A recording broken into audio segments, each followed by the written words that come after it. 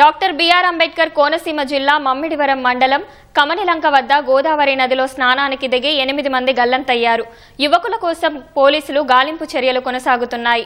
తాజా సమాచారాన్ని మా ప్రతినిధి సాయికృష్ణ అందిస్తారు. సాయికృష్ణ, గల్లంతైన యువకుల ఆచూకీ ఏమైనా తెలిసిందా? సహాయక చర్యలు ఎలా కొనసాగుతున్నాయి? బిఆర్ అంబేద్కర్ కోనసీమ జిల్లా గౌతమి గోదావరి తీరం 4 మండలాల పరిధిలో గోదావరి గర్భంలో ఇక్కడ లంకలుంటాయి. పశువుల లంక నుంచి లోపలికి వెళ్లాల్సి ఉంటుంది. కమిని లంక, చేరుల లంక, సలాదివారిపాలెం, ఇతర లంకలన్నీ కూడా కే గంగవరం మండలం ముమ్మిడివరంతో పాటు తాళరేవు పరిధిలో మొత్తం విస్తరించుంటాయి. నదీ గర్భంలో ఈ ప్రాంతం అంతా ఉంటుంది.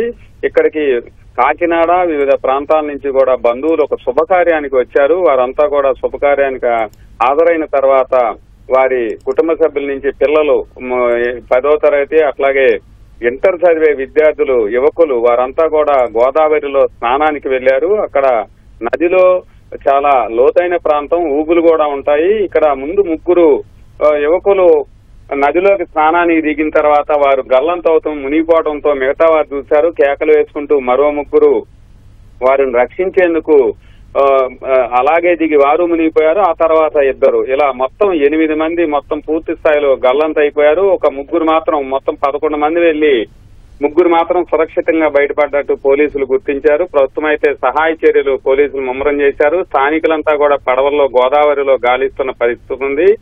ముమ్మిడివరంతో పాటు అటు కే గంగవరం మండలం నుంచి కూడా పోలీసులు అట్లాగే జిల్లా రెవెన్యూ అధికారులు కూడా ఘటనా స్థలానికి చేరుకుంటున్నారు.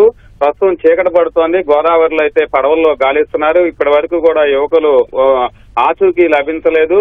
కుటుంబ సభ్యులంతా గోదావరి ఒడ్డున రోధిస్తూ మొత్తం తీవ్ర స్థాయిలో వారి కోసం ఎదురు చూస్తున్న పరిస్థితి. ఈ ప్రాంతం అంతా కూడా బంధువుల రోదనలతో శోక సముద్రంలో వారంతా మునిగిపోయిన పరిస్థితి అయితే ఇక్కడ ఉంది. ధన్యవాదాలు సాయికృష్ణ.